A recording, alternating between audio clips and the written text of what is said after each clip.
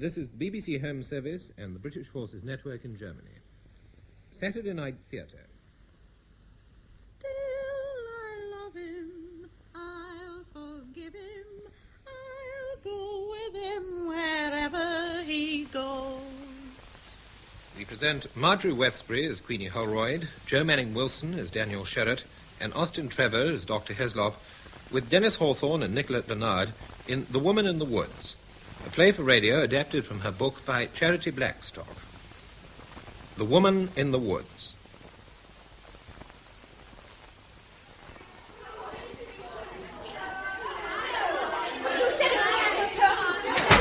Well, that'll be all. Now, I know it's a few minutes early, but it's the end of term, and I'm as fed up with you as you are with me. I hope you all have a good holiday. And if any of you meet young Mike Lord, you can tell him with my compliments that I'm having the hide off him for presuming to cut the last class of term. Bye, Mr. Brennan. Thank you, sir. Have a good holiday, sir. Thank you, and you. Goodbye. Mr. Brennan! Mr. Brennan! You have a fine impudence, haven't you, Mike? Coming up as bold as brass, as if cutting a class didn't matter a tinker's dam. Oh, sir, there's a body in the woods. There's a what? If you're making this up... I'm not. It's a skeleton, sir. It's up the north end past the mill. I nearly fell over it. It looks rather horrid. You can't see what it was. We must have been there a long time. A prize giving, a school exhibition tomorrow, the temperature 80 in the shade, and now a corpse thrown in gratis. Oh, all right, I suppose I'd better go and have a look at it. Tell me exactly what it is. I'd like to come with you, Mr. Brennan. Why, you look sick enough already. There's no one at home. Dad's still at work. Oh, well, come along if you want to. Where is this thing? This way, sir, through the woods.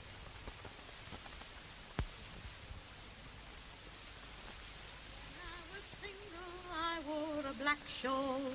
Now that I'm married, I've nothing at all. Still, I love him. I'll forgive him. I'll go with him wherever he goes.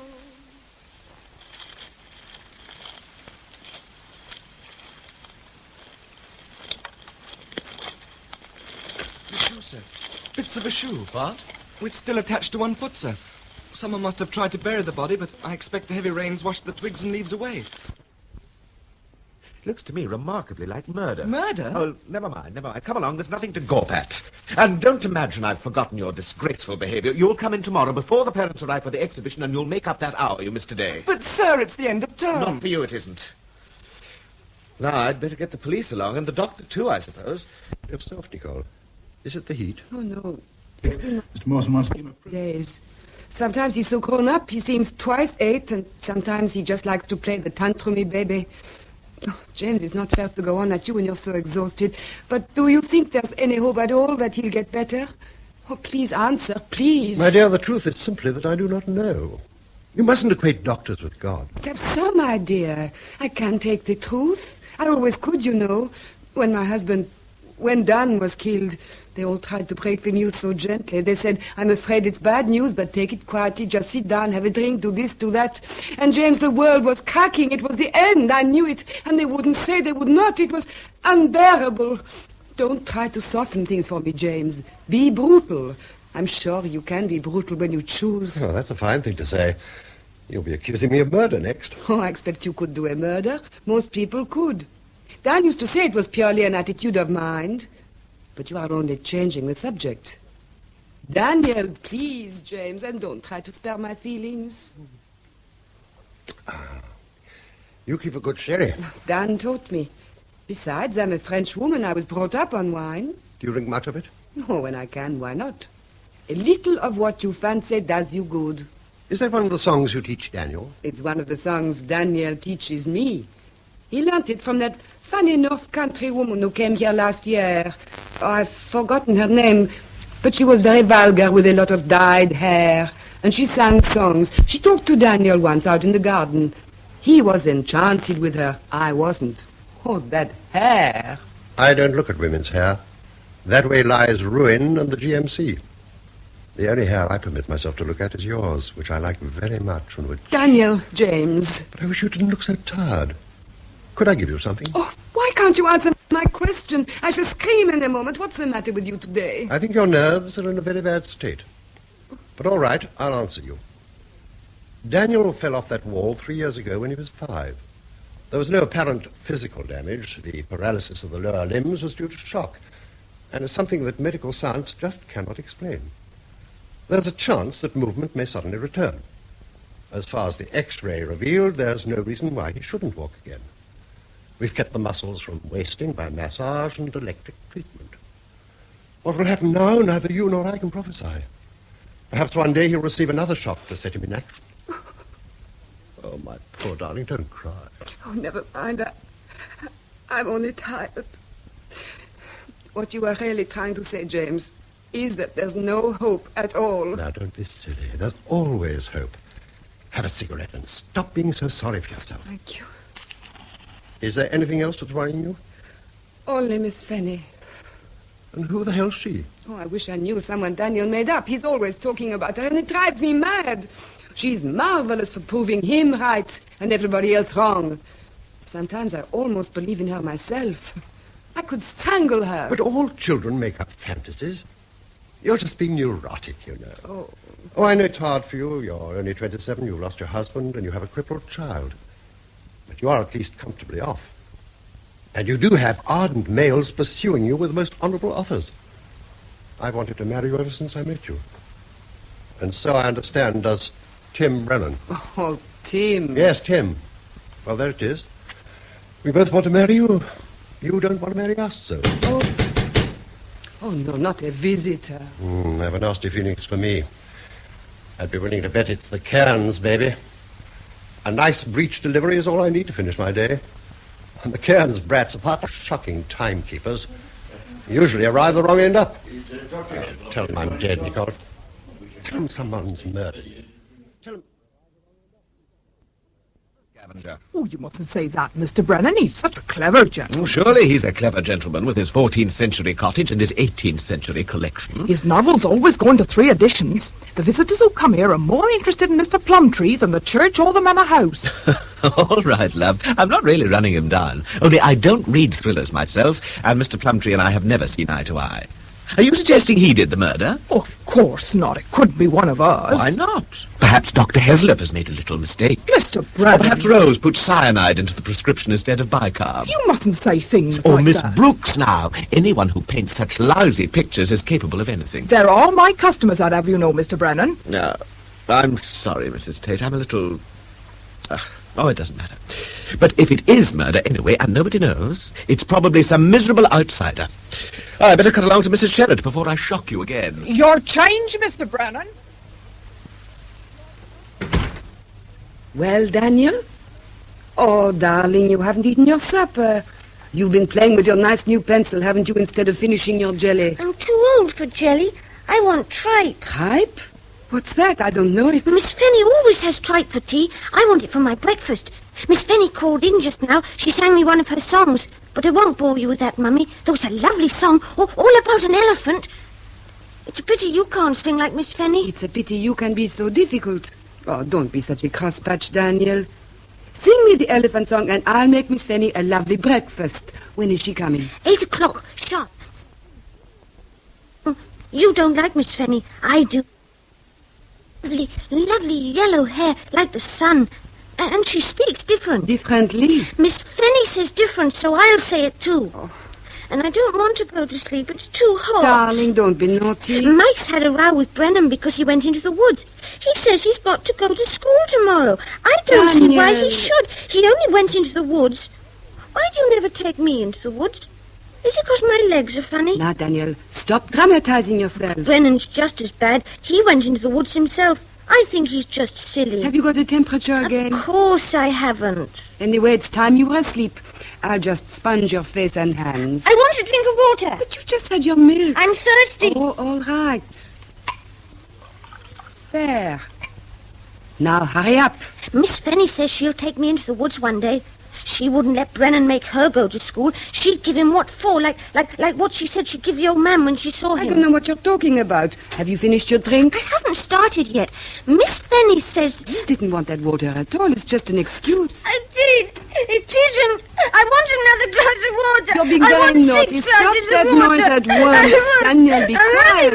I shall ask Tim to speak to you. Miss Fanny won't let him. She'll bash him, Miss Fanny will. You wait till I tell I her. don't know what's the matter with you this evening. You're being dreadfully naughty and poor Mummy's so tired. I don't care. I hate you. Oh, You're Brennan. a beast. I won't go to sleep till Brennan's told me my story. I do not tell stories to little boys who are rude to their mothers. No story tonight, Daniel. If you want to get supper ready, Nicole, I'll deal with this young man for you. Thank you, Tim. I'll see you downstairs, Daddy. You're a right bastard. That's what you are, Brennan. A right bastard. What did you say? I said you were a right... Where did you learn that charming expression? Miss Fanny says it. She said he was one... Well, I'm ashamed of you. You know perfectly well that is no language to use. And just stop that silly noise. Now, you can tell Miss Fanny from me that if I ever catch her, I'll give her something to remember me by. As for you, young Daniel, if you ever say that again... You can't do anything to me. Oh, can't I? You can't. I'm too ill. One day I'll surprise you. Brennan. Oh? Pence? You can have it if you like. No, thank you, Daniel. Brennan! Oh, you young sinner. You're a desperate character, Daniel. Born of tenements of corpus crosses of all the gangs, he was the boss. Bought a razor 5 inches wide, carved up his mouth, and slung it in the plate. Well, that wasn't Miss Fanny. That's my friend, Michael. He crossed me. I don't suppose so. It's you I should be cross with. I'm sorry, but Miss Fanny does call people. Someone she was going to see was one. She doesn't like him. He hurt her sister. But she likes you. So do I. Do you? I did say I was sorry. Now, look, if I do tell you your story... I didn't say I would mind. Now, you'll give me your word to go to sleep. Not to worry your mother anymore. If you don't... What will you do? I'll carve you up and sling you in the Clyde. Now, once upon a time...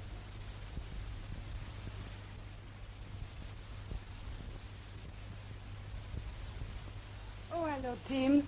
I thought you were never coming. Was he very naughty? He's all right if you know how to manage him. But who on earth is this Miss Fanny? She seems to be a very outspoken lady. Oh, that woman. I wish Daniel had never invented her. I don't believe he invented her at all. He couldn't make up such things. One never knows with him. He watches everyone from his window and talks with them.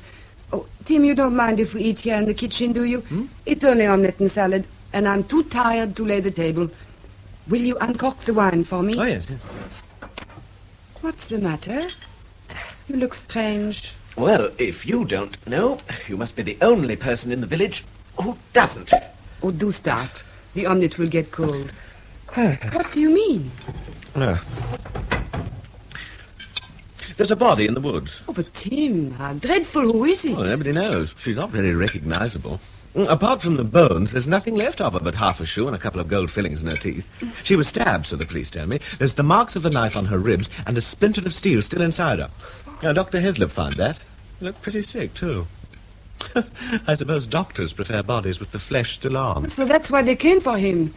Well, at least it's nothing to do with us. It's very shocking, of course. But there's nobody missing from the village. It must be someone from Baxam Magna. Chauvinist. Braxham Magna disclaimed all responsibility. Everyone there is intact. Oh, well, what does it matter? It's probably one of those dreadful trippers doing what they should not. Respectable people aren't murdered. You're quite a little prig sometimes, aren't you? I don't think I am, but I know very well why you call me that. It's only because you wanted me to sleep with you and I wouldn't.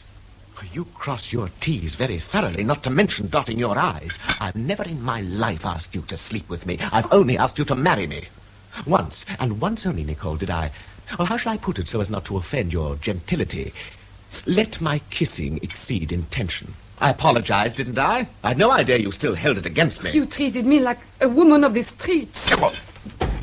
I treated you like a human being, and that it seems you can never forgive, though it's a year now since it happened. Have you had any reason to reproach me since? Well, answer me, damn you. There's no need to shout at me, Tim. I am a human being too, you know, and I still want to marry you. I ask you twice a week. Must we go into all this again? I'm so tired. I think we must. For the last time. I know when I'm beat. Now, Dan, I will speak. Dan was killed 7 years ago, but he still lies between us. Tim. You've not been fair, Nicole. By no standards have you been fair. No. You asked me to come over, don't you? Well, I'm useful, of course. Men are in their limited way. I suppose you think this is just an act. That if we were married, I should beat Daniel and you into the bargain. Oh, my darling, my darling. I didn't mean a word of it. I must be out of my wits. Don't cry like that, Nicole. Please stop crying. Or you'll have me buried at the crossroads with a stake through my heart, but I'll not survive the next 24 hours if you stay angry with me. Oh, darling, stop it. Tomorrow it'll be all round the village that I've been ill-treating you. My boys will cringe away from me, and Plumtree will be accusing me of God knows what. Oh, you're only making me kiss you again. There. Oh, Tim, I'm so miserable. Well, I think that had better do, don't you? Now sit down, love. Have another glass of wine. My proposing day is tomorrow, isn't it? So we'll postpone the emotion until then. You coming to the school do tomorrow? All local talent to show how clever Braxham Parva is. A nice pile of Plumtree's lousy books and the walls smothered in Miss Brooks's lousy paintings. No, I must stay with Daniel. And I don't like the paintings or the books. Oh, neither do I. But unfortunately, as senior history master, I have to put in an appearance. Oh, never mind. I'll say good night now, darling. Oh, don't go. It's so early. I better. I wouldn't be good company. This woman in the woods. I can't get her out of my mind. But it's nothing to do with you. Isn't it? She was a human being, too, you know. Oh, won't you stay? I was going to make some coffee. No, my dear. If I stayed, we should both regret it. And in the morning, when you saw old Tim Brennan with his thickening waistline and his thinning hair, you'd hate him, and then there'd be nothing left between us at all. Good night, Nicole. I'll see you tomorrow. Good night, Tim. Ah, the hell with it. Still, I love him. I'll forgive him. I'll go with him wherever he goes. Good evening, Heslop. Just going home? Oh, Brennan, good evening. Finished your post-mortem? I don't want to talk about it, thank you. What the hell are you singing that damn silly song for? There's no law against it, is there? Good night. Oh, God, how like the bitch to bob up again after a whole year. I'm a sticker, I am. A bounce, me boyo. You're a right bastard, aren't you, Doctor? Thought you'd get away with it and all. But you didn't bargain on Queenie, did you? I've been waiting for this for a long time. Still I love him, I'll forgive him, I'll be with him wherever he goes. Rose! Where are you? Rose!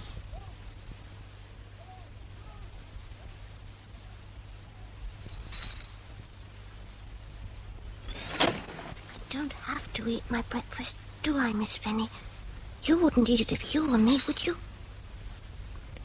Mummy, Miss Fanny says I needn't eat my breakfast unless it's some lovely tripe. Well, I say you need, Daniel. Oh, here's Brennan. Oh, he'll be very cross with you for being so naughty. He isn't cross. I can see him from the window. And he's laughing so much he nearly knocked his bike over. I'm very cross indeed, Daniel. I'm coming in to blow you up with my bicycle pump. Now, what's all this no breakfast laugh? He says he wants tripe, whatever that is, and he just won't touch his beautiful new-laid egg. Tripe? Why tripe in heaven's name? Miss Fanny's coming to breakfast before she goes to see the doctor.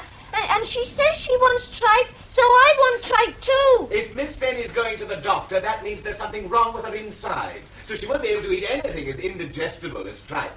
Now, the kindest thing for you to do, Daniel, is to get your breakfast over before she sees it. You think I ought to eat my egg? Oh, I do indeed. And you better hurry up. She'll be here any moment now. Oh, well, I suppose I must. Mummy, where's my egg cutter? Here, darling. Oh. Wait for me, Tim. I'm just coming down.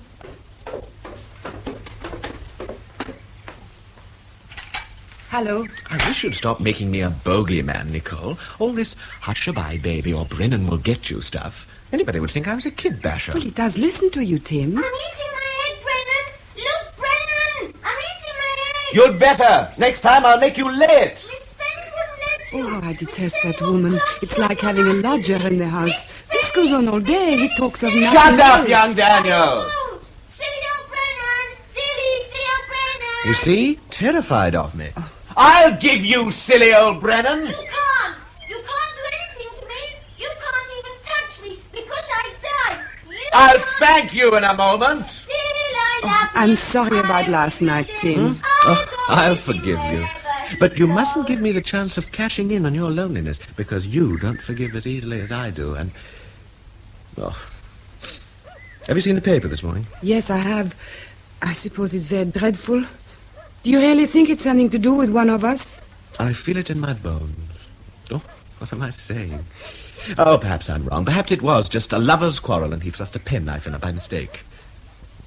Isn't that my friend Dr. Heslop I see coming towards us? Oh, he usually looks in about this time. Then I'll be looking out. There are a lot of things I can't stand this morning, and Heslop is one of them. Besides, young Master Lord will be waiting for me, swearing and cursing and wishing all schoolmasters at the bottom of the deep blue sea. You really have forgiven me, haven't you? You're afraid too, aren't you? What do you mean? We're all afraid, including the dear doctor. We're afraid of a handful of bones because we're digging up other things with them, things that won't bury so easily. We've unleashed the ghosts, Nicole. Oh, yes, my silly darling, I've forgiven you. It was surely a foregone conclusion. And now I must give Mike a little lesson in every sense of the word, and then make my dutiful appearance at the damn cultural do that bores the parents stiff, and me too. All nice, clean, jolly fun. Am I invited round this evening? Oh, please, Tim, of course. Oh, please, Tim, dear Tim. Such a kind man, and so easily whistled to heel. Trust, Tim. Only the paid for seems to take such a long, long time. What is the matter with you? Oh, I don't know. I just don't know. No. And I don't start crying again, for God's sake. Daniel is watching us. He mustn't see Mama with the vapors. Goodbye, love. I didn't mean to hurt you. I never want to hurt you. Bye-bye, silly old Brennan. Bye-bye, silly old Brennan. You just wait, my son. Silly old Brennan, indeed. Silly old Brennan. Silly old Dr. Heslop. Well, Doctor, so we're both condemned as silly old men. And do you know, I believe the brat is perfectly right. I'll be off. Young Daniel seems in fine form this morning. He seems rather overexcited. I'm glad you come to have a look at him, James. Say good morning to Dr. Heslop, darling. Oh, never mind. We're old friends, aren't we, Daniel? We don't need to stand on ceremony. And how are you feeling? Miss Fanny isn't well. Oh, and what's the matter with her? She has a tummy ache. She says she's come here specially to see you. Why does she want to see you, Dr. Heslop? Well, I expect it's because I'm such a good doctor. And will you make her pain better? Yes, yes. Oh, you're hurting me. I'm only taking your pulse. You hurt Miss Fanny, too. You made her cry. You won't make me cry. Of course I won't make you cry. Where's Miss Fanny's pain? In the side. Here. You said it was her stomach. She says it's the side. Oh, well, I expect it's moved round. Pains often do. It's what we call a reflexive pain. I don't think it's anything serious. Reflexive pain. It hurts dreadfully. Oh, don't hurt her any more, Dr. Heslop. Please don't. Make her better now. I'll tell you what we'll do, Daniel. I'll get Rose to make her up some mess. Some pills. Some lovely pink pills. Pills in a little white box. Pills? What do you know about those pills? You and your rotten pills, you son of a bitch. You and your stinking rotten pills. You wanted her out of the way, didn't you? You wanted her to die as well as the baby. You knew she'd take too many. Hey, you're a clever bastard, Doctor, but you don't hoodwink me, not by a long shot. Yes, of course. We'll make her up some pills. Pills with honey and lots of pink icing to give them a nice colour. That's silly. Pills aren't made of things like that. These pills are different, Daniel. These pills will make Miss Fanny well at once. She'll never have pain again. She'll never have a pain again. Oh, poor Miss Fanny. I love her so much, and I don't want her hurt. Of course you don't. Well, Nicole, I think I'll prescribe this young man a little sedative. There's nothing much wrong with him. We'll have him and Miss Fanny right in no time. Goodbye, Daniel. I'll come to the door with you. Do they think Daniel will be all right? Yes, of course he will. For goodness sake, stop worrying. Oh, are you going to the school artistic do? Oh, no, I can't. Neither, thank God, can I. But I bet the village is there. And not for Miss Brooks's painting either. We're in the news. We've something to talk about. All the world loves a murder, which is why our revolting Plumtree flourishes. Old churches and manor houses grow monotonous after the first few 100 years. But a body in the woods... Mr. Brennan, they'll probably know who the body is soon. They've traced the shoe. It was handmade. The police are interviewing the man who made it. Do you think you could try not to brood on it too much? Now, I know it was pretty beastly, but she's been dead a long time, and the murderer's the only person who really needs to work. And serve him jolly well right. Stop being so self-righteous. And go home. The class is over, the term is ended, the prisoner is discharged without a stain on his filthy character. I'm going anyway. You can stay here till next term if you want to. Mr. Brennan? What is it now? Dr. Heslop's behaving awfully queerly. I saw him last night just after you left him. He was all red in the face. He was talking to himself. Now, look, you don't like Dr. Heslop. Neither, frankly, do I, but that doesn't make him a murderer. I didn't call him a murderer, sir. No, you didn't, did you? But you didn't cast that remark into the blue for nothing, either. All right, so he's behaving queerly. So what? He said something about the bitch bobbing up again. You know what's the matter with you, don't you? You're just paying off an old score. You've never forgotten the time he earned you a thrashing by reporting you to your father for cheek. Now, why shouldn't he talk to himself if he wants to? Anyway, he was probably referring to Rose. Yes, sir. And just take that silly look off your face. And if you're really murder hunting, look out. It's a dangerous game.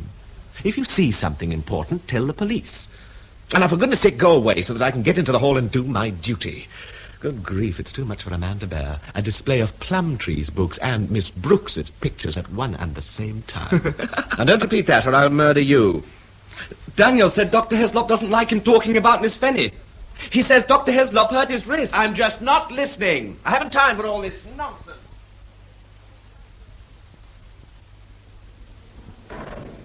Oh, isn't this nice, Mr. Brennan? Isn't it, Mrs. Tait? I think that pile of Mr. Plumtree's books looks ever so pretty. I hope you've told him so. The parents are all very impressed. Of course, we have one of the best grammar schools in the kingdom. And what with all this and the murder, we're really becoming quite famous. Do you see that painting over there? Yeah. Good God. What is it? Oh, Mr. Brennan, really. It's a nude, a female nude. Oh. Miss Brooks was telling me all about her. It's just like her, too. I simply can't understand why Miss Brooks isn't hung. I can't understand it either. I'm sorry, Mrs. Tait. I'm not very good at this kind of thing.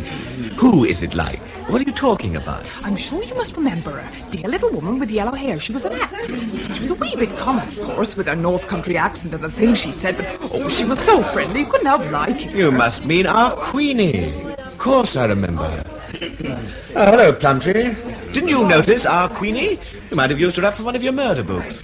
I think I might say that without our Queenie, I would never have written books at all. What an odd thing to say, Mr. Plumtree. Oh. But I don't think we can be talking the same person. Her name was Holroyd. Miss Brooks said no. That's Miss Holroyd, isn't it, Miss Brooks? Oh, certainly not. Her name was Le Fanu. Belle Le Fanu. I don't quite understand. It's simple enough. Belle Le Fanu was her stage name, but she was born Queenie. She was as common as bread, and a real honest-to-God darling. Yes, indeed she was. Queenie Holroyd. We came from the same town. We lived in the same house. Oh, you will have your little joke. I never joke. Well, I think that portrait's an excellent likeness, and she never saw it. She never even came to say goodbye, and I was so disappointed. She'd promised to come back, but she just vanished. No one ever saw her again. So strange. She didn't say goodbye to me either, though she was always popping in for a packet of fags and a nice little gossip. She told me she'd just lost a sister she was very fond of. She didn't tell me what the poor girl died of. She died of an overdose of pills given her by a doctor in order to procure an abortion. Oh. That is what she died of, Mrs. Tait. Her name was Cuffy. She was a pretty girl and quite harmless.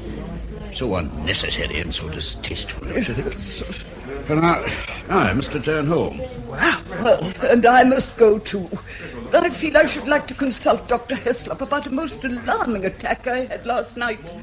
The dear doctor understands me so well.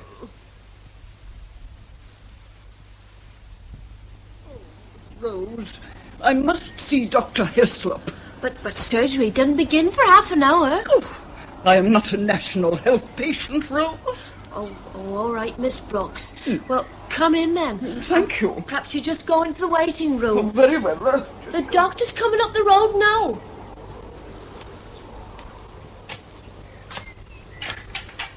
Have you heard the latest news, Dr. Heslop? What news? Quite the little town crier, aren't you, Mike? They've traced her shoe. The shoe on the body in the woods. They'll probably know who she is any day now. And why should that interest me? Oh, I just thought it might. But it doesn't. Rose! Rose! Yes, James? Didn't I tell you not to use my first name, damn you? I've a good mind to fire you. You're no use except in bed, and not much there. Sometimes I think you're almost certifiable. You hit me! Shut up, for God's sake! Oh, come, there's no need to get in such a state. You know I didn't mean to hit you. There, we're friends again. Now, what is it? Well, Miss Brooks is here. Oh, no. All right. Sure, in 5 minutes. And meanwhile, may I suggest that you wash your face and blow your nose? I want you to go across to the chemist and get me this. Yes, James. Dr. Heslop. Shall I wait till surgery's Look, over? when I ask... No, Rose, you do not wait till surgery is over. You go now. Is that clear? I'll go at once. And shut the door after you. Oh, all right. When I was single, I wore a black shawl. Now that I'm wasn't my fault. married, I've nothing at all. That was the only thing I could do. Still, I love him.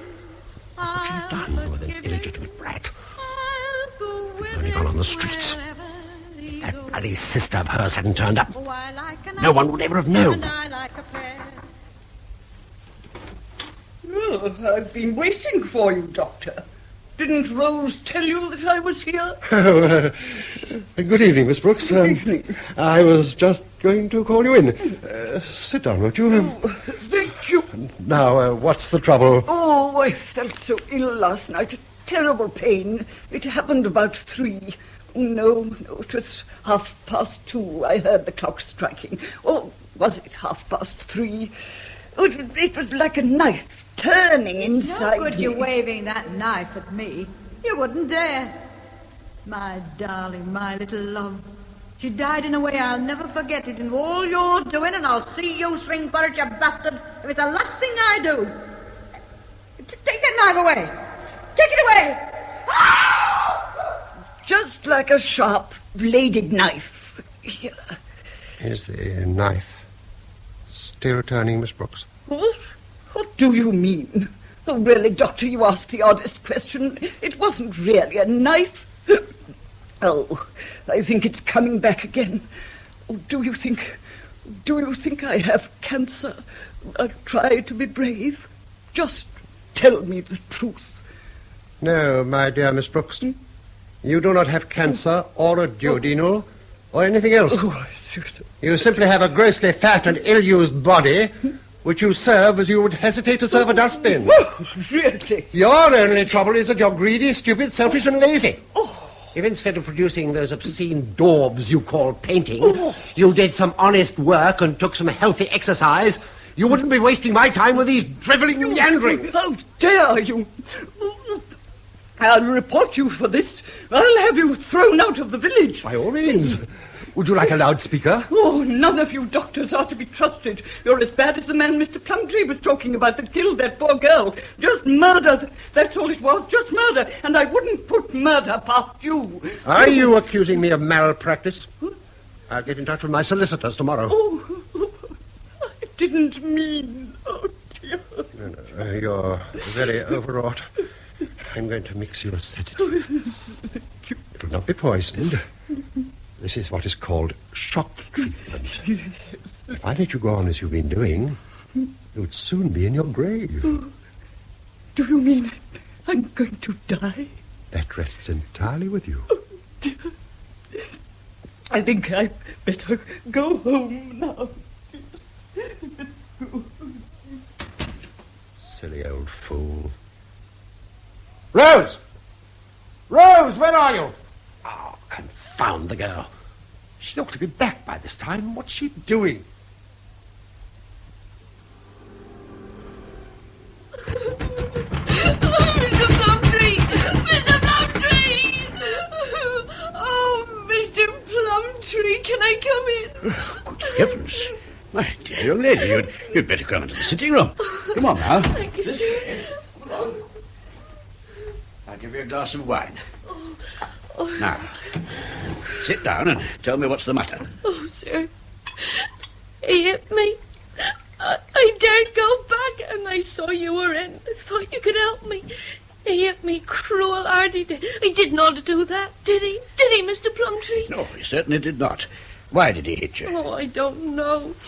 Oh, he's been in a state like ever since they found that body. Oh, he's real shocking sometimes, I can't tell you. Oh, and if he finds me here... Well, you'd better go home to your mother's. You shouldn't stay here. You don't think he's found out about that thing I took, do you? What thing? Really, you're a very silly girl, Rose, aren't you?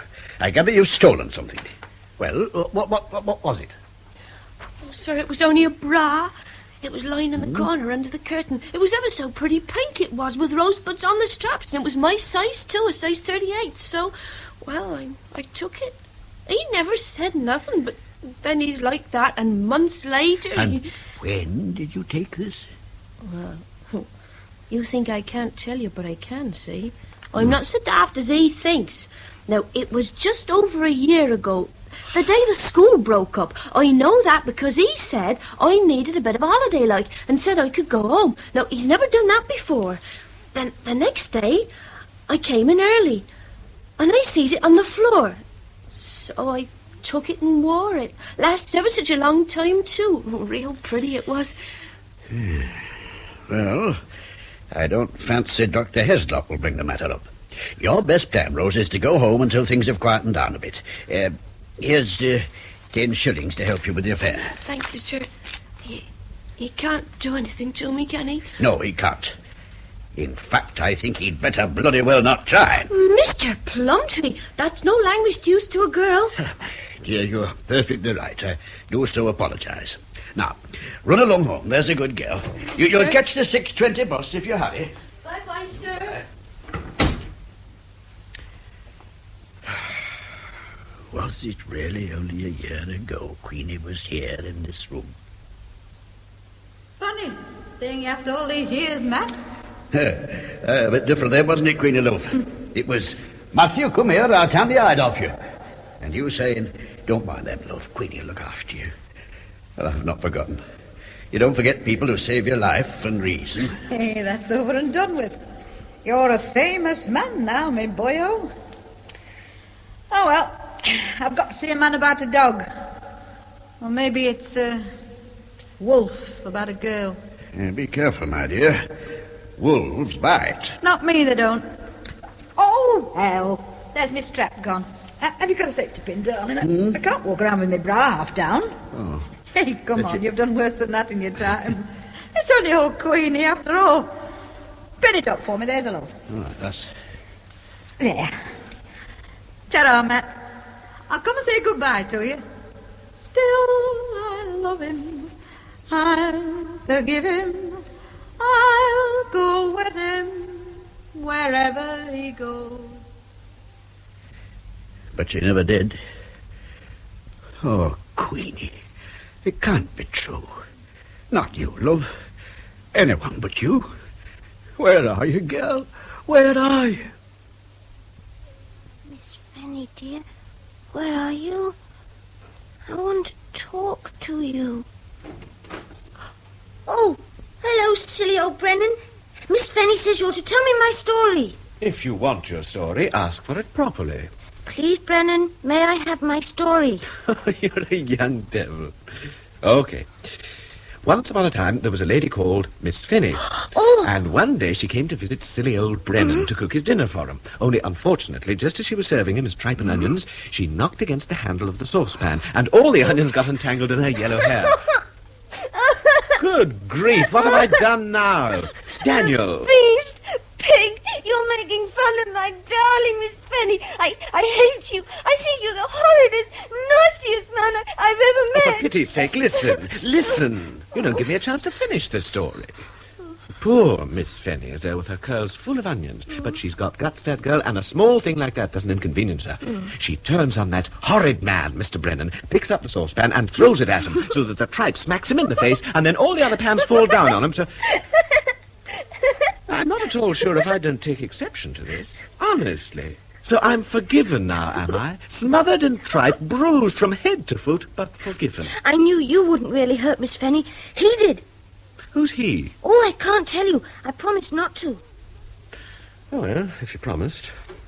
Where's Mummy? She's downstairs. She's got a headache, so I went to bed early, and I didn't make a fuss. Oh, you're too good to be true. Oh, I'd better go down and see how she is. Do you want anything before I go? Glass of water? Half a dozen time bombs? Tripe? Oh, you are funny, Brennan. Oh, I am. Have you got a book to read? I don't want one, thank you. Miss Fenny's coming to see me. Well, give the girl my love. Good night. Oh, Miss Fenny. Miss Fenny, dear. I've never forgotten that day in the garden with you.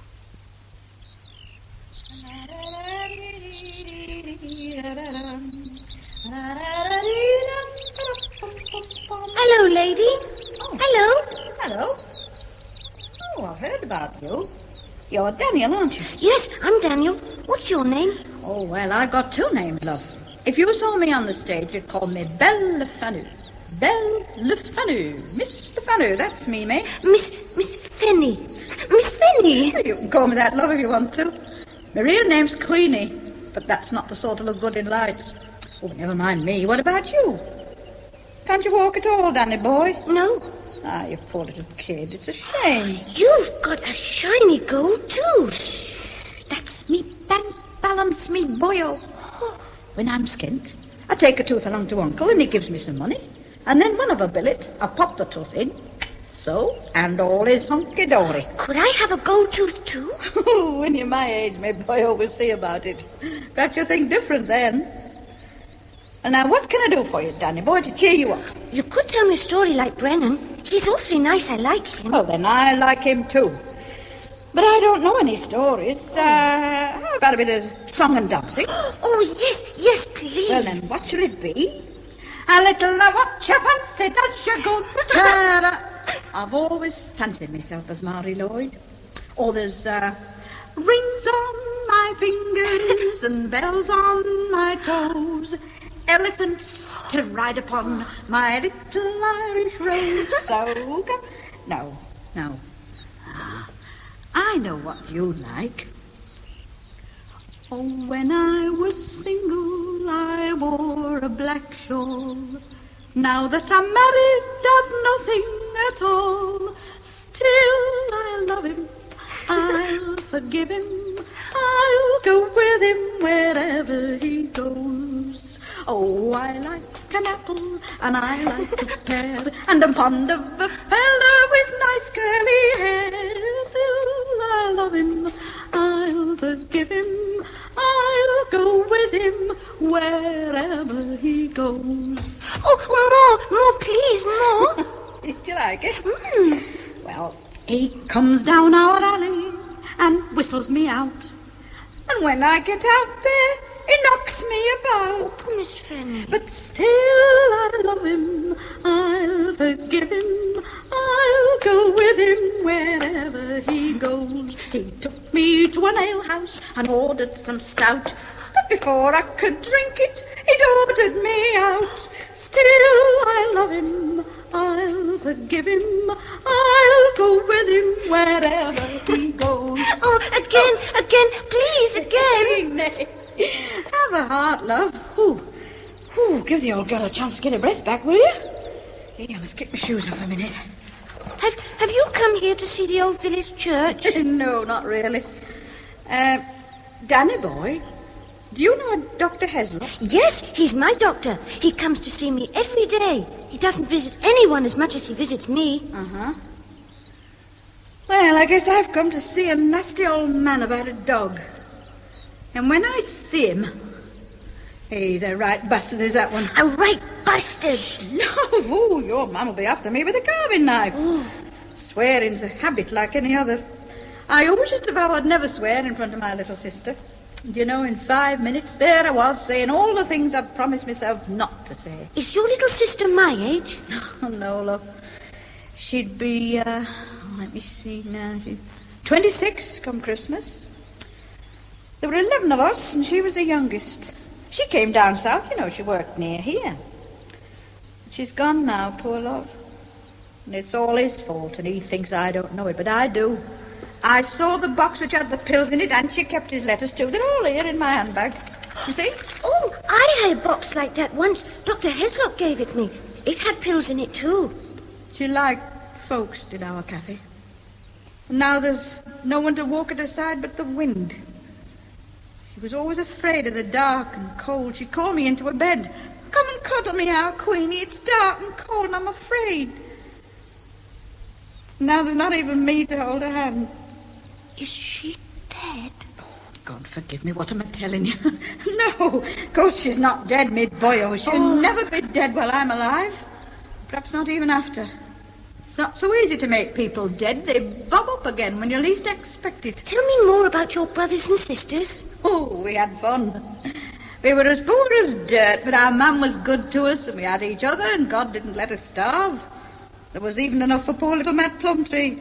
Mr. Plumtree? The funny man who writes books. Do you know him? I know him, all right. Poor little creature he was and all. It does my heart good to see him as he is now. Is it Dr. Heslop you want to see? Here, look. Look, me little darling. You and me, I'll have a secret, eh?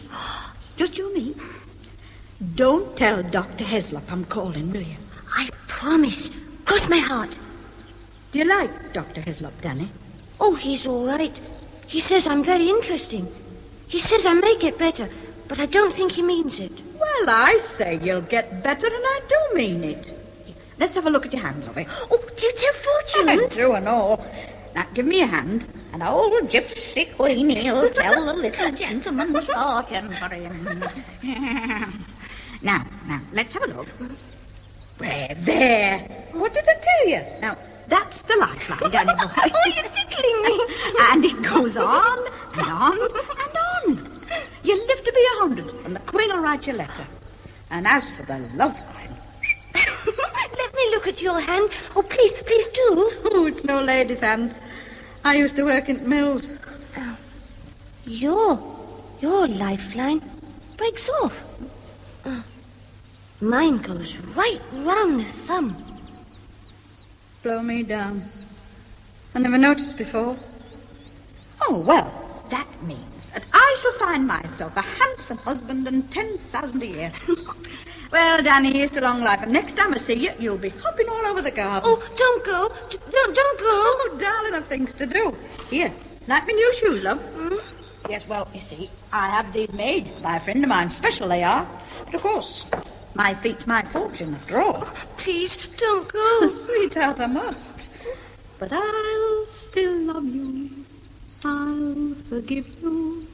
I'll be with you wherever you go. Ta-ra, darling. Miss Fanny, you will come back again, won't you? I'll be back, Nanny boy. I'll be back. Mummy! Where's Miss Fanny? Mummy! Here's your paper, Mr. Brennan. We're really in the news, aren't we? Oh, no. It's just not possible. Fancy it being our Queenie Holroyd, and we were talking about her yesterday. She's got the whole of the front page, even in the London papers. Lancashire Irish girl meets her doom in Braxham Woods. And, wait, I think it's this one. There's a long article on Belle Fanu as I knew her. Are you all right, Mr. Brennan? You look a bit under the weather. I'm all right. Fancy anybody wanting to murder a nice girl like that. And I touched her bones. I touched her bones.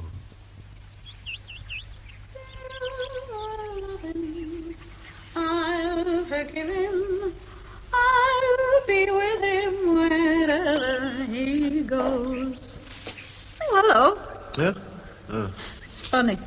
Such big woods here, and you go for a walk all in your lonesome. And you almost step on somebody all on his lonesome, too. Chatty type. You're the schoolmaster, aren't you? The kid talked about you. Who are you? Oh, you can call me Queenie, love. Do you mind if I sit down? Queenie Holroyd. Only when you come to Blackpool, ask for Belle Le Fanu. The customers like a bit of glamour, and Belle Le Fanu sounds more arty-tarty. Are you on holiday, then? I shouldn't have thought Braxham Parva was your kind of place. I'm looking for a man. Oh, no, not what you mean. It's a right bastard I'm looking for. And I'll get him if I have to go to hell and back to do it. It wasn't my poor lamb's fault, it was his. And him so gentlemanly and all. Ooh, I can see the end of him. You don't have much hair on your chest, do you? Well, what the hell's that to do with you? I'm not on duty now. There's no law against a man taking his shirt off, is there? You can take everything off if you like, love. Of course, it costs a hell of a lot to come down here. Me always skint, but it'll be worth it once he sees what I've got in my handbag. And who is this gentleman you're out gunning for? Well, never you mind me, boyo. It's not to do with you. Oh, I beg your pardon. It was you who were doing the talking. I couldn't care less personally who he is. Oh, what's the matter with you, matey? I thought you looked pretty blue when I saw you just now. What's up, love? Nothing. Oh, all right. I've just quarrelled with my girl, Queenie. Oh. Dan, her husband, was killed in a crash, and poor lass, she still thinks of nothing else. I want to marry her, but Dan will always be bundling in between us. And today I forgot myself. It's not easy to be controlled when you're so much in love. And now she'll never forgive me. It's as if there were a 20-foot wall between us. Poor little lass. I never loved anyone that bad. It's tough on you. You seem a nice sort of fella, too. I wish she thought so. But you are. I wouldn't have said no to you myself when I was younger. Wouldn't you? Oh, hell, Queenie. Hell, what a bloody awful life it is, isn't it? It is. Would you be very angry if I kissed you? Why should I? Come here, lad. Mr. Brennan, you haven't taken your cigarettes. Well, I don't know. I suppose I better put them away. Hello, Doctor. You're out early. Isn't the news dreadful? Oh, it's the silly season. The newspapers have nothing else to print. I see Rose is back. I suppose she was staying with her mum. Rose? Oh, yes, I gave her a bit of a holiday. Thanks, Mrs. Tait. I'd better take some matches, too. Matches, right, Dr. Heslop. Oh, not you again, Mike. I almost get the impression you're trailing me. Is this some kind of juvenile game? Oh, no, Dr. Heslop. It's the holidays, you know. I just wander about. Then, my son, I suggest that you just wander off again. Yes, Dr. Heslop. Are you being impertinent? Oh, I've no time to waste on little boys like you. Well, Rose, so you've decided to come back to me, have you? I thought you might need me. Now, what, I wonder, put such a strange idea into your head? I'd better get on with the filing. Oh, no, just a moment, Rose. What did you do when you walked out on me? I just went home. And what did you do before you went home? It wasn't my fault. I couldn't help it. He asked me in. Who asked you in? Mr. Plumtree. How very nice. And what did you talk to Mr. Plumtree about? Sir, it was that bra. I didn't mean to take it. Honest, I didn't. But it was just lying there, and it was so pretty. And That settles Plumtree. I didn't mean to. So you've become a thief, have you? Oh, well, the police will be interested. Oh, please don't tell the police. James, you mustn't. I'm sorry. I'll never do it again. I swear I wouldn't. Well, I don't really want to put you in prison. All right, then, but stop howling. And no more stealing, Rose. And for your own sake, I shouldn't mention this matter to anyone else. Unless, of course, you want to end up in jail. No. Oh, you're very good to me, James. I think I am, too. Come, wash your face, for God's sake, and do something to your hair. Get me my appointments book. I'm in a hurry. And make a note that I'm seeing Daniel this morning. Well, Daniel, and how's Miss Fenny's pain today? Oh, it's all gone now, and she's rich again. What do you mean? Oh, I don't think he knows what he means himself. Do up your jacket, darling, or you catch cold. I do know what I mean. It's her gold tooth. When she's poor, she takes it out. And when she's rich, she puts it in again. Could I have a gold tooth too, Dr. Heslop? How did you know that she had a... Nicole, are you upstairs? Oh, Tim, come on up. I'm with Daniel. Well, I'd better be on my way. Miss Fenny will be coming to see you about the 11 babies. 11 babies? That's what she said. I expect she knows you can always send a pain away. My operations are always successful. As is no doubt verified by the post-mortem findings. I don't find that amusing, Brennan. James, Tim, what is the matter with both of you? I think the heat has affected my friend Brennan's sense of humor. It might be the news. What news? Oh, James, you stay and have a glass of sherry? No, I have an urgent matter to see to. They found out who the murdered woman is. Her name is Queenie Holroyd. Haven't you seen the paper? Oh, wasn't that the woman who came here last year? A vulgar little creature with peroxide hair? Yes, Nicole. But I don't think either her vulgarity or her hair provided justifications for murder. I'm going in to say goodnight to Daniel. Are you sure you won't have a drink, James? No, there's no time. I have a great deal to do. Nicole, I'm not very happy about Daniel. What do you mean? Well, I don't wish to alarm you, but the child is not well. Not well at all. These fantasies of his have grown so very strong. I feel that his mind is overtaxing his body. You mean, you think he's going to die? Of course he isn't going to die. Don't be silly, Nicole. I thought you were sensible enough for me to discuss things frankly. But try to make him think of something else than that Miss Fenny of his. Oh, Miss Fenny, I could kill her. Yes, but as you can't, you can try at least to stop the child talking about it all the time. For his own sake. Now, I really must go. I'll look in again this evening. Goodbye, Nicole. Goodbye, James. Oh, my little Daniel. My poor little Daniel. Good heavens, I've never seen such gaps. We'll have to fix you with a denture. I'm having a gold tooth. Miss Fenny is going to help me buy it. Her uncle keeps them for her when she's poor. I've lots of money, Brennan. Mummy gives me 6pence for all my tooth. Teeth, not tooth. Are you talking baby talk now? And why are you so set on gold teeth? Miss Fenny has them. I told you. And she says her uncle... I didn't know Miss Fenny had an uncle. Yes, he helps her when she's skint. When she's what? Skint. What's the matter, Brennan? Why are you staring at me? It's rude to stare. Shut up for just one moment. You go on and on like a sister, and only with you one can't pull the plug. Brennan, that's not a nice thing to say. Daniel, will you please tell me something? I'm being serious now. When did you first meet Miss Fenny? Oh, listen, Danny, you're the pest of Braxton Parva, and I love you with all my heart. Can't you tell me? I think it's perhaps rather important. I can't. Why not? I promised I wouldn't. Not till Miss Fenny comes back. I can't.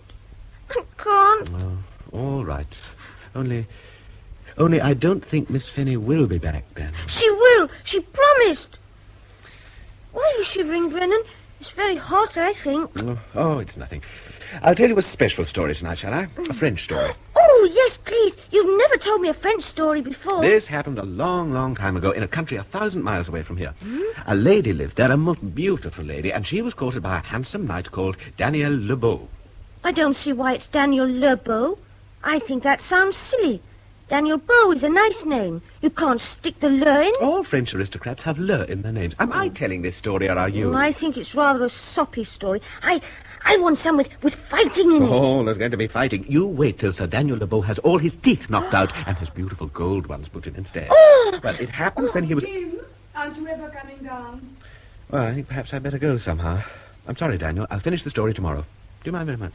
Oh, it's all right, I suppose. Bye. Oh, when When I was single, I wore a black shawl. Miss Now Fanny, that I'm dear. married, I've Miss nothing at all. Fanny. Still, Oh, Miss Fanny, when are you coming back again?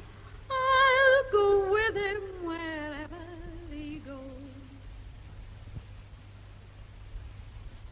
Tim, James says Daniel is going to die. What? What infernal nonsense is this? It's that beastly Miss Fanny. It's like one of those stories where the dead come back and feed on the living. Oh, I'm so frightened, so frightened. If Daniel dies, I shall die too. He's all I have left. I couldn't go on without him. Nicole, Daniel is not going to die. But you don't know. How can you know? I do know. Daniel is not going to die. Miss Fanny would never harm a little boy. This is nonsense, pure hysteria. Do you want to kill him? Do I? Oh, come No, here. no, I won't be kissed. Let me go. I will not let you go.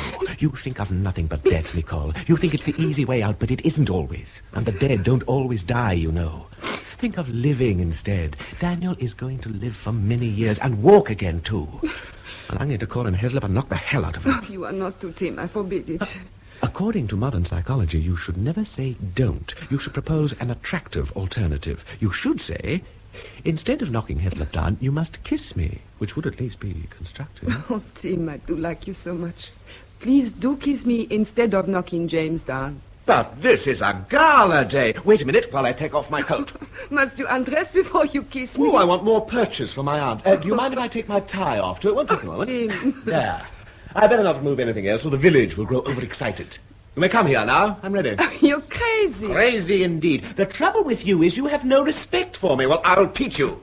Come here. Oh. If you don't, I'll bash dear James to pieces. Oh, Tim. Daniel is not going to die. Is that clear? Why, if he did, he'd be screwing sixpence out of the Almighty for one of his beastly teeth. You mustn't move. My subconscious is still urging me to black the doctor's eye. I don't want to move. Darling, darling Tim. There's some point in living, don't you think? Oh, where's that jacket of mine? Nicole? Yes? Tomorrow, you and I are going out together. Oh, but now, Tim, don't start arguing. I'm telling you. We're going to Braxham Woods where we shall picnic, and I shall do my best to make you so drunk that I can seduce you. Mrs. Tait will babysit for us. You know how fond she is of Daniel. And you will wear a pretty frock for me as if I were someone important and not silly old Brennan, the family friend.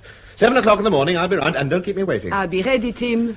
And now, I think I'd better take a little walk to cool myself down. I wish this storm would break. It's damnably hot. I think I'll go down to the mill stream.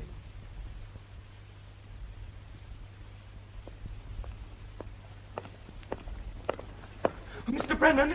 Mr. Brennan! I must speak to you! Mike, go away. I'm not in the mood. Oh, but this is important. I was talking to Miss Brooks and I heard all about what Dr. Heslop said to her, and then Look here, Mike. I've had just about enough of this. You seem to spend your whole day hanging around making a damn nuisance of yourself. If you've nothing better to do, you could always do a little work, you know. Well, if someone else is murdered, you'll be sorry. Going for a walk, Mr. Plumtree? It really is too hot to work. I think I'll sit by the mill stream for a while. You don't look very well, sir. Is anything wrong? Oh, I expect you're upset about that poor lady. Did you really know her when you were young? Yes. You find that hard to believe, don't you? I live in a smart, bright world, Mrs. Tait. I write smart, bright books, and I make a great deal of money. And you know, I'd give up the lot to have our Queenie back again. It's funny what an effect she's had on us all. Even Dr. Heslop looks quite upset. Such a handsome man, I always think, but really, he looks quite old these last few days.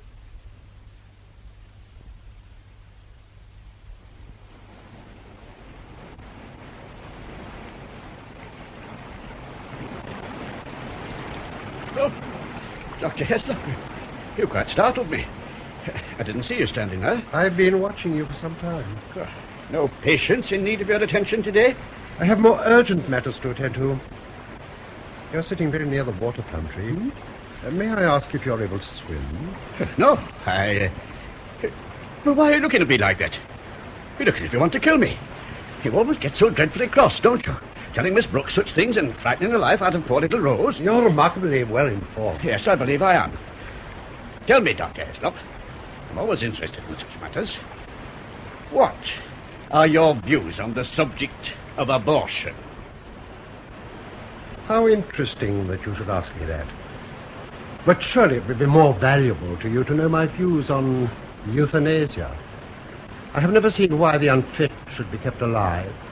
And by unfit, Plumtree, I mean useless, interfering little busybodies who have nothing better to do than to stick their noses into what doesn't concern them.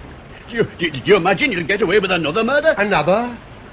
Oh, if I accepted the hypothesis that I'd already committed a murder, I might say, why not?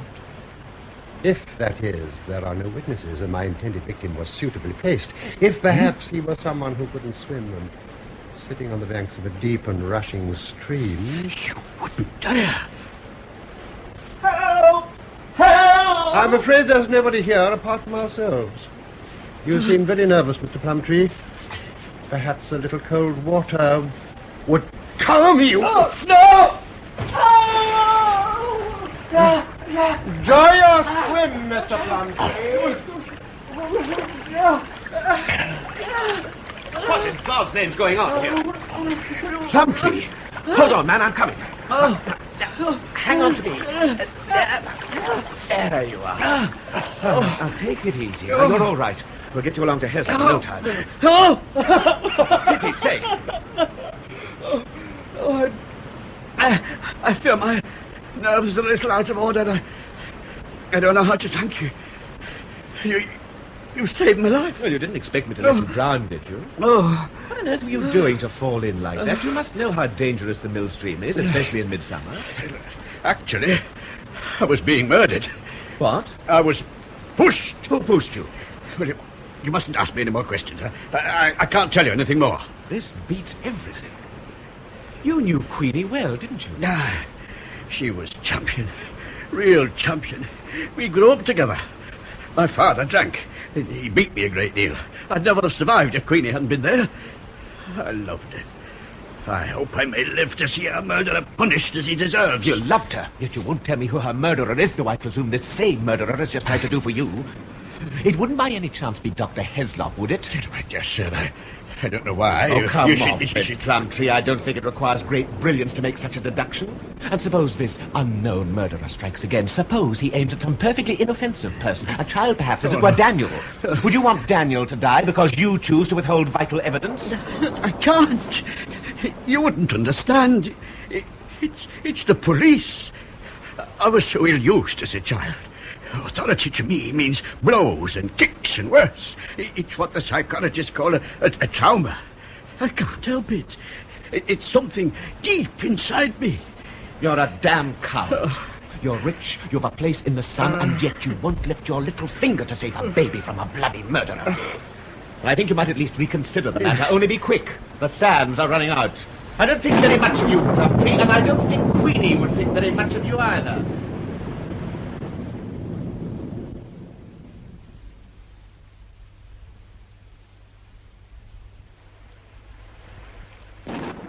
Dr. Heslop. Miss Fanny's brought Mike to see me. He's been telling me stories. They seem so happy together. You're a nice boy, Mike, spending so much of your time with my naughty little son. I've nothing much else to do. It's the holidays. Someone has to keep an eye on him. You seem to spend your time keeping an eye on people, Mike. Well, Daniel, I brought you some nasty medicine to do you a lot of good. Will it do Miss Fanny good, too? Oh, no, you're spilling it. Mummy, Dr. Heslop's made a mess on my clean sheets. Oh, darling, don't fuss so. Miss Fanny says you're a right bastard, Dr. Heslop. That's what you are. Lucky young Daniel, where did you learn that one? I never taught you that. Daniel! What did you say? He didn't mean it. He doesn't know what he's saying. That's what Miss Fanny says. She's coming to see you, and with the pills, you're horrid to her, and you mustn't be so horrid because she's a French aristocrat. Brennan says so, and her name is really Le Fanny. Le Fanny, that's her name. I remember now. Miss Le Fanny. She's got two names, and that's one of them. Take this medicine away. It's nasty. Like the pills. Don't look at me like You that. naughty boy. Let me wipe your coat, James. Oh, I'm so sorry. I hope it doesn't stain. You say you're sorry, Daniel. Do you hear me? I don't think he meant to throw it, Mrs. Sherratt. I think it just fell. I won't say I'm sorry. I hate him. He's bad. James, I don't know how to apologize. Don't be cross with him, Mrs. Sherratt. I expect it's my fault for overexciting him. My dear Nicole, what a carry-on over little boy's tantrums. Well, old son, You didn't mean it, did you? Don't come near me. You're a horrid man. You want to hurt me as you hurt her. I hate you. Well, what a temper. But I know you don't mean it. You're just overtired. Come, Danny, let's be friends again. Shake hands. I think we better leave him. Come on, Mike. Daniel is too naughty for anyone to stay with him. Please, Mrs. Sherratt, do let me stay. He's so upset. I don't think he's well. Didn't you hear what Mrs. Sherratt said, Mike? I heard a lot of things, Dr. Heslop. We're all going to leave him until he says he's sorry. Good night, Mrs. Sherratt. Good night, Mike. James, Tim and I are going out all tomorrow. Mrs. Tait will be babysitting, but perhaps you just look in to see if he's all right. Yes, I'll look after him, Nicole. I'll call before supper tomorrow.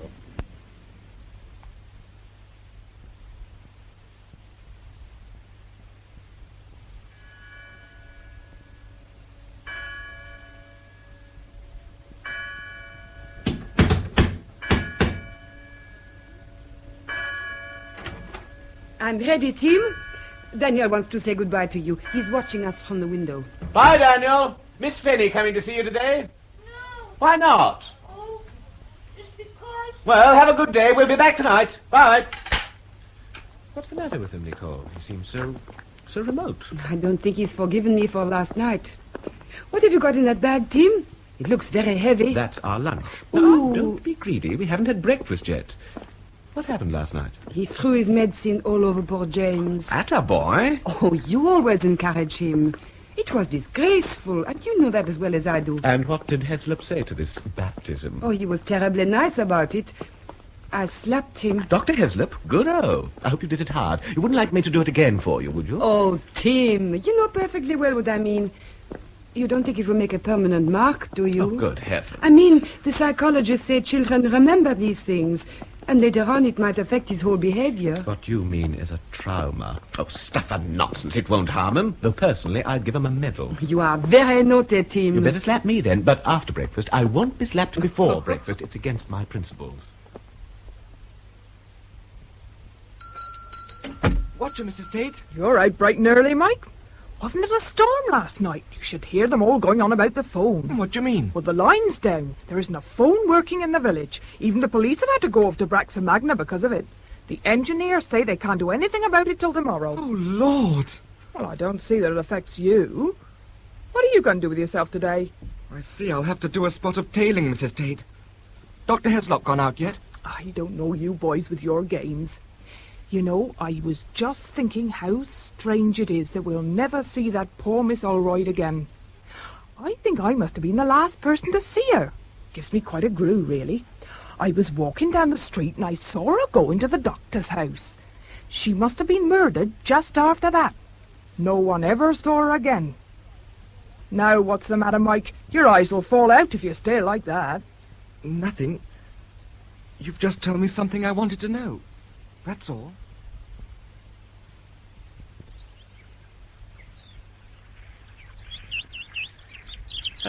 Let's sit here for a bit. Yes. Oh, it's so peaceful. I could go to sleep. Nicole. Oh, Tim, don't. That's my hair. That hurts. You're behaving like a little boy. I'll behave like a big boy now, shall I? I don't mind. May I make love to you? I don't mind if you do. I can see you're the passionate kind, Nicole. Oh, you better have a cigarette. It keeps the midges off. It might keep me off, too. Tell me about Dan. Oh, I'm sorry, Tim. I didn't ask you if you were sorry. I want to hear about Dan. But I am sorry. Only it's as if half of me wasn't there. Will it always be like this to the end of my life? Please say what you think. I'm not your priest, Nicole. I'm an ordinary man, and I want to hold you in my arms and make love to you and marry you and live with you for the rest of my life. That's all. And now, tell me how you met Dan. We met in a Paris cafe 3 years after the war. Have you got all my appointments ready, Rose? Yes, Doctor. Oh, and I want you to ring... Oh, there's no phone, Doctor. All the lines are down after the storm. Oh, that is quite remarkably convenient. Convenient? No phone convenient? I only mean that I can get on with my work without being suddenly called away. Oh. You've put me down for young Daniel this evening, have you? Yes, Dr. Heslop. He's not worse, is he? He goes so often these days. No, he's not worse. He's not better either. One day he'll go out like a candle. Oh. Yes, it'll be the best thing. And that goes for no-good creatures like this damned Miss Lefenny who's got herself murdered. Miss Lefenny? Well, she's just a common little prostitute after all. She and that miserable, tantrumy little boy are best out of the way. I'm going. You can keep any messages for me, but there are not likely to be many without the phone.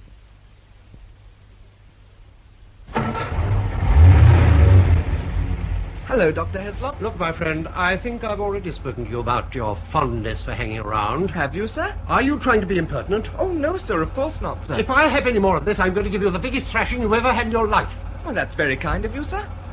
In any case, I'm afraid you can't spy on me any longer, unless, of course, you're capable of running at the speed of 60 miles an hour.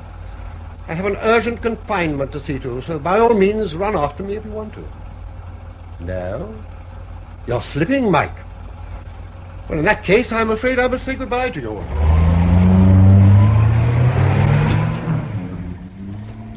Has he gone? I want to see Mr. Plumtree. Yes, he's gone. Did you say Heslop was gone? Oh, yes, and I must speak to you, Mr. Plumtree. He's ill-wishing the kid, and I think he's going to do him a mischief, and he talked about that poor lady as Miss Lefenny. I don't understand what it's all about, but you must do something. I am going to do something. I'm now going to Braxham Magna to inform the police. I fear I should have done it a long time ago. The phone would be out of order just today. Boy? Yes, sir? Why aren't you following him? Oh, how the hell could I? I can't run after a car. I think he's going to murder Daniel. And on that point, we're all agreed. Don't squall at me, boy. Rose can tell you where he's going from his appointments book. Yes, I get it. You will go after him on Mr. Brennan's bicycle. But Mr. Brennan will kill me. Do you want Dr. Heslop to kill Daniel? All right, Mr. Plumtree. I'll take the bike. That's the boy. Here, Mike, look. Thanks. Get there as quickly as you can. Do everything to delay him. Sabotage his car in some way. Yes, Mr. Plumtree. Oh, I hope he gets there in time. He must. And so must I. We only had a year and a half, Tim. And now Danny's dead. And my poor little Daniel. What future is there for him? He'll always have to be looked after. I think that dreadful woman, Queenie, is luckier than I because she's dead. She's out of it all. Oh, everything you say is so shockingly wrong. I'm going to tell you something. You'll never forgive me, but I'm going to tell you all the same. What do you mean? Just this. Do you remember the quarrel we had when you said I used you like a woman of the streets? Oh, must you bring that up again? Yes, I think I must. We quarreled, didn't we? A real ding-donger. You took the hell out of me, and I took hell out of the whole damn world. And I took my miseries into the woods, and there I met Queenie and made love to her. You made love to her? I did indeed. I know I might as well talk to this beech tree for all you'll understand me, but it was sweet and wholesome and natural and far more moral, believe me, than your own behavior. We liked each other, and afterwards we said goodbye and liked each other rather more than before. And the world shot back into place, Nicole. And I came back to you. You were, if you care to remember, damn glad to see me. You owe that to vulgar Queenie with her dyed hair. Queenie who's now as dead as mutton, poor lass. Though it seems as if our bones won't lie down.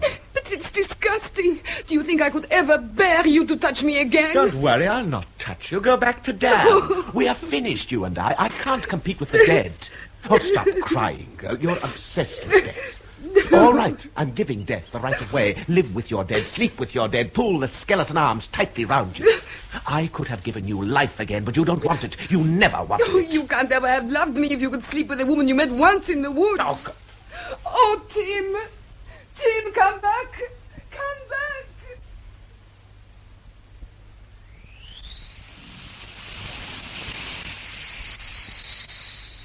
I've done it.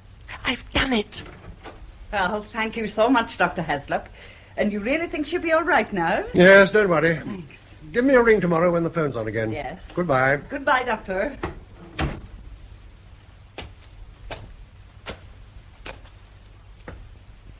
Oh, confound it. My bloody tire's flat.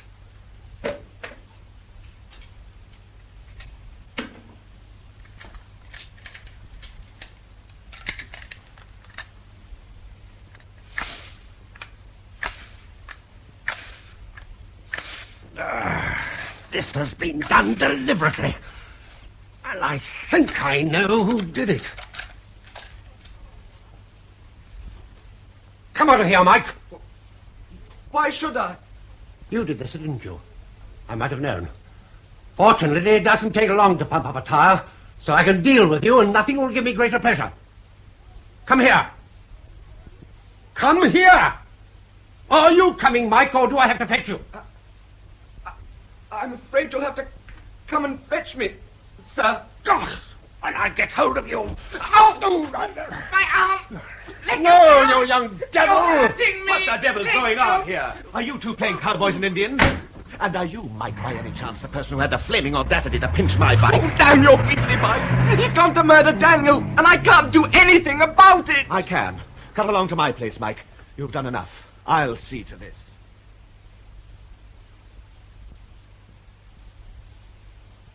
Go to sleep like a good boy, Daniel. Mummy will be back soon. I'm going to put the kettle on and make myself a nice cup of tea. I'm frightened. Mummy, I can't breathe.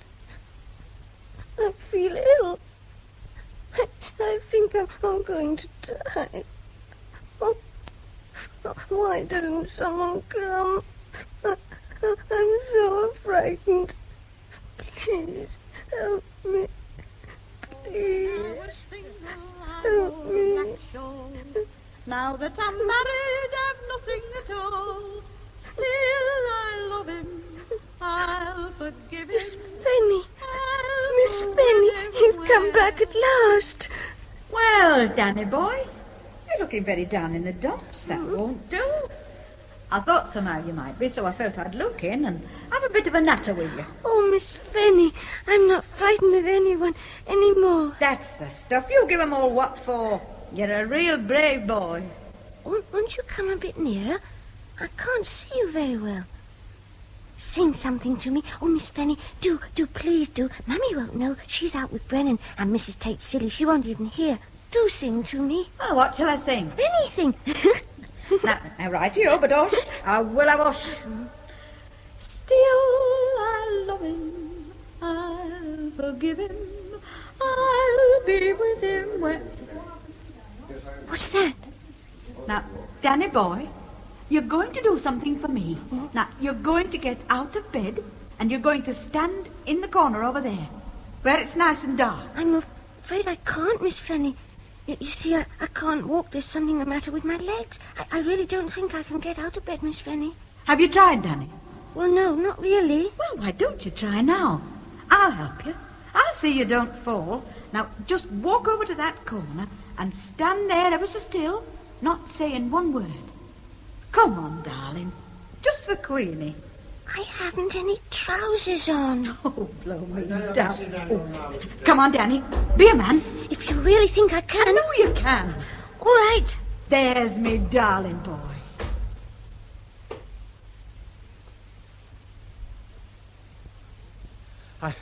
I've come to see Daniel. Oh, you can't go up now, Mr. Brennan. Dr. Heslop's with him. He came just a second ago. Get out of my Mr. Brennan! Oh, well, I never. Pushing me over like that. Whatever's going on up there? What do you want? How do you damn busy? You filthy bloody swine. I'll kill you, you murdering bastard. Oh, where the hell are you? Oh, your days is done, you son of a bitch. You're going to land up in court with a rope round your neck. Oh! Brennan, why did you hurt him like that? Daniel, how did you get over there? Well, she told me to stand in the corner and not move, and she sang to me too. She sang her song, and she said I could walk, and I did. Only, I'm frightened, Brennan. I feel so funny. Oh, Daniel. You're squeezing me. Oh, Mommy, I want Mommy. She's coming. Oh, she's coming, Daniel. Shh. Who told you to stand in the corner? Who? Oh, you're silly. Miss Fanny, of course.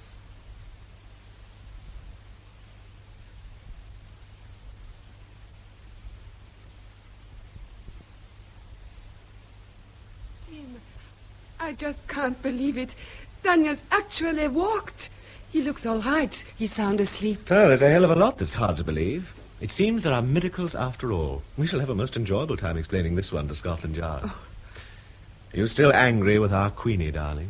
She might be said to have done us proud, God bless her. She must have been a wonderful woman. I'm sorry I blew my top like that. Thank you for coming round to look for me. It was more than I deserved. But I saw how right you were. I was afraid I'd lost you. I knew that life without you wouldn't be a life at all. I was going to beg your pardon and accept any terms you laid down, any terms at all. I love you so much, Tim. Do you? Well, I think perhaps it's about time. Come here. You know, Nicole, nothing will stop Mike from being as tiresome as ever next term, showing off, not doing his work, cheeking me. But I think we owe him the kind of debt one can't possibly repay. Yes. If the gentleman the police have just carted away hadn't got him a hiding he felt he didn't deserve... Oh, Tim, never don't. mind. Only there are so many strands to a rope, and I don't suppose Dr. Heslop will ever quite see how Mike and Rose and Plumtree plaited it together for him. I told you, didn't I, that Daniel wasn't going to die? I don't want to die either. I'm sick of death, Tim. And I think skeleton arms are rather horrid. Darling. Oh. Till I love him, I'll forgive him. I'll go with him wherever he goes.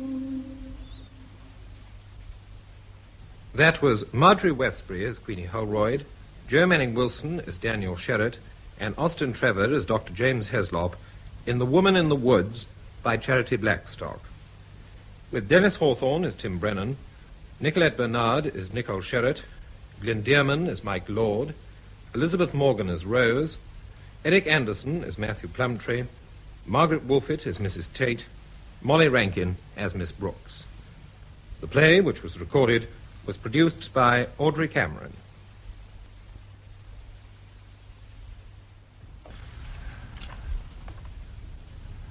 On Monday evening, in the Home Service, there's a new play by Helena Wood called Dark Origins.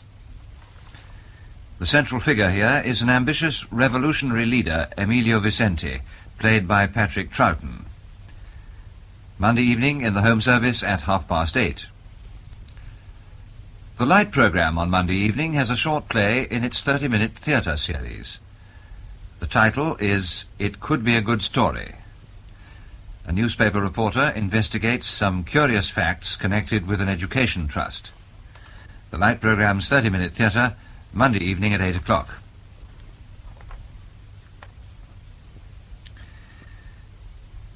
Two main productions on BBC television next week are the Sunday night play by Arnold Wesker and our festival production on Wednesday night of The Fire Raisers by Max Frisch.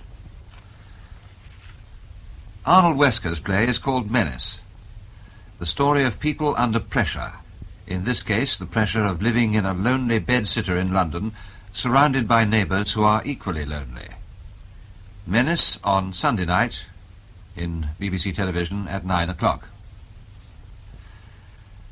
The Fire Raisers by Max Frisch, first heard by listeners to the third programme, is our festival production on Wednesday.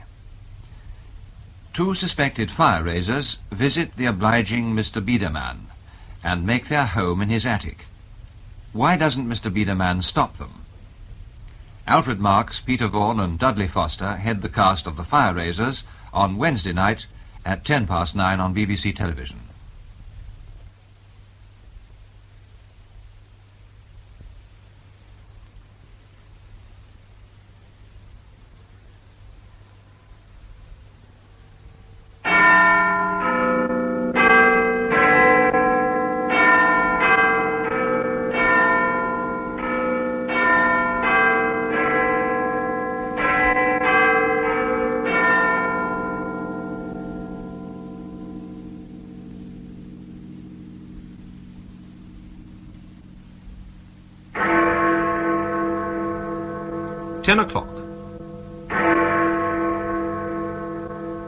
This is the BBC Home Service. Here is the news, read by John Hobday. Directors of the Norwich Union Insurance Societies have had a special Saturday meeting. They discussed the recent resignation of Lord Mancroft. Further accusations against him have been made by the Arab Office for the Boycott of Israel. President Johnson is to address the United Nations General Assembly on Tuesday week. He says there'll be several cuts of several $100 million in the American defence budget. After the big fire at the West London Air Terminal, the unions have said they will do their best to help the builders get it back into operation quickly. New Zealand beat Ireland by 6 points to 5 in the Rugby Union International in Dublin. Two non-league clubs, Yeovil and Bedford, have reached the third round of the FA Cup. Jimmy Greaves has scored his 200th goal in league matches. The weather, it'll be cold, but mainly dry tomorrow. Last night, and again today, directors of the Norwich Union Insurance Societies met at their headquarters in Norwich. Today's was a full board meeting.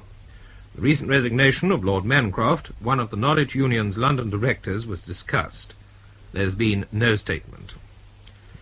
Meanwhile, further accusations against Lord Mancroft have been made in Damascus by the Arab Office for the Boycott of Israel.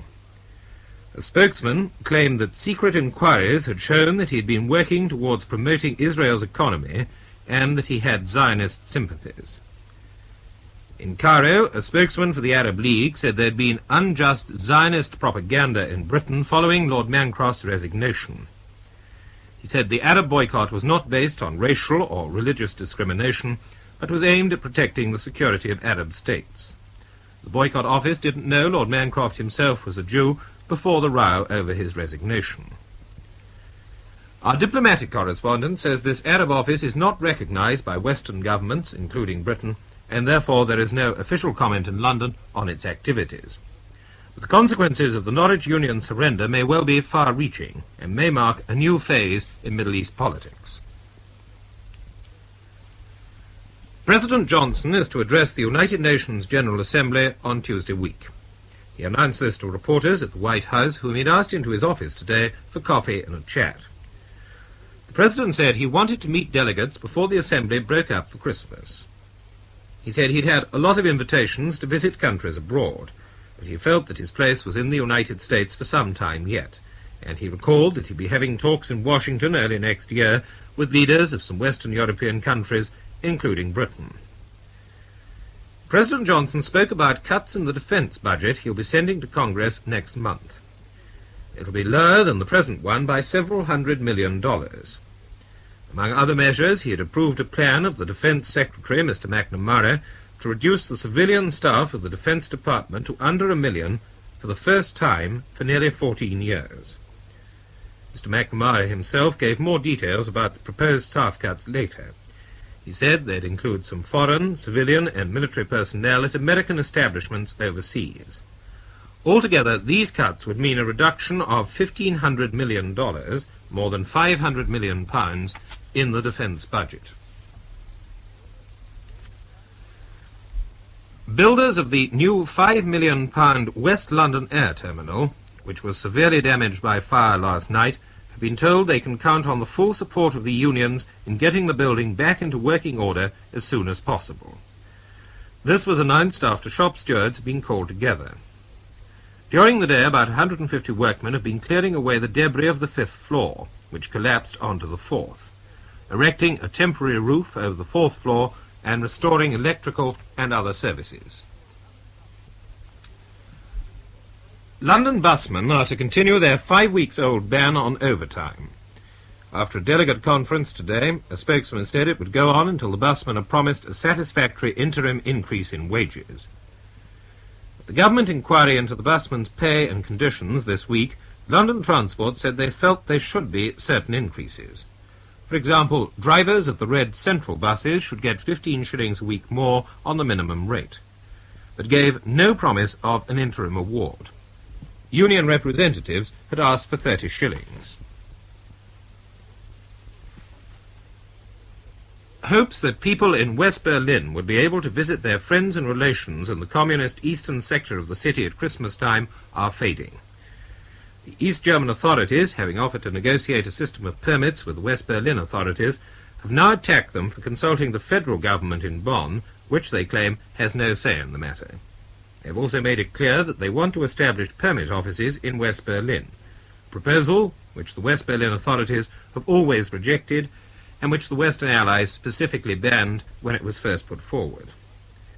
All in all, says our Berlin correspondent, the outlook for an agreement seems to be no better than it was before Christmas of last year and the year before, when the East German offers were rejected because the price was considered too high. A few days before Kenya achieves independence, a correspondent in Nairobi reports that the Prime Minister, Mr. Jomo Kenyatta, seems to be succeeding in his appeal to the leaders of the Mau Mau terrorist organization to give themselves up. He has promised them free pardons if they'll abandon their lawless lives. Today, one Mau Mau general and his followers surrendered personally to Mr. Kenyatta. Many other terrorists have also come out of hiding. Today's sport, and in rugby union, New Zealand won the first international of their tour, beating Ireland in Dublin, but by only 6 points to 5. Ireland led 5-3 at half-time, but in the second half, Don Clark settled the issue with a 40-yard penalty. The shock result in the second round of the FA Cup was the win by Yeovil, renowned as cup fighters, over 3rd Division Crystal Palace 3-1. The only other non-league club definitely through to the third round is Bedford, who won at Chelmsford by the only goal. 3 others, Netherfield, Wimbledon and Bath, will be involved in replays next week. There was a surprise at Coventry, where the 3rd Division leaders went down 2-1 to Bristol Rovers. In the Football League, Dennis Law, playing his last game before his suspension begins on Monday, scored 4 times in Manchester United's 5-2 win over Stoke City. And at Bolton, Jimmy Greaves at last got his 200th goal in league football. Tottenham won 3-1. One coach of the Cardiff to Penzance Express, which was crowded with Bristol City supporters going to their club's FA Cup tie at Exeter, was derailed this morning at Flax Bourton, 6 miles from Bristol. One elderly woman was taken to hospital, suffering from shock. The coach left the line as the train came out of a tunnel.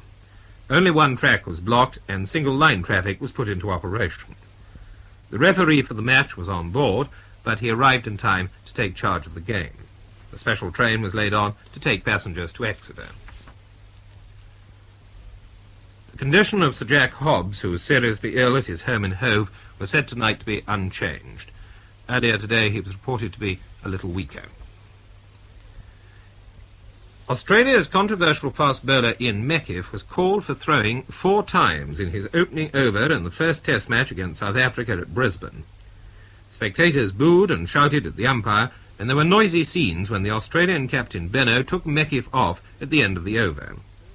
When play ended, the crowd surged onto the field, and Meckiff was carried shoulder-high to the pavilion. Later, Benno said he wouldn't bowl Meckiff again during the match. At the end of the second day, South Africa were 157 for 4, in reply to Australia's first innings total of 435. Tom Graveney, playing at Dhaka for the Commonwealth 11, failed by 3 to get his 3rd successive century against Pakistan. On the opening day of this final unofficial test, the Commonwealth side made 234, and Pakistan were 13 for no wicket at the close. The deadline set in threatening letters for the killing of Mr. Harold Wilson expired just over half an hour ago, but police are expected to maintain their guard overnight outside his house in Hampstead Garden suburb, northwest London. Detectives in Bolton, Lancashire, are trying to trace the person who sent the 2 letters from the town. Tomorrow, Mr. Wilson will be going to Brighton to visit the University of Sussex. In the international amateur boxing match at Moscow, the Soviet Union beat England by 9 bouts to 1. England's only victory was in the welterweight contest when Ronald Smith of London outpointed Boris Kurochkin. Cold, mainly dry weather is forecast for all districts tomorrow. There will be sunny periods in southern and western areas. And that's the end of the news.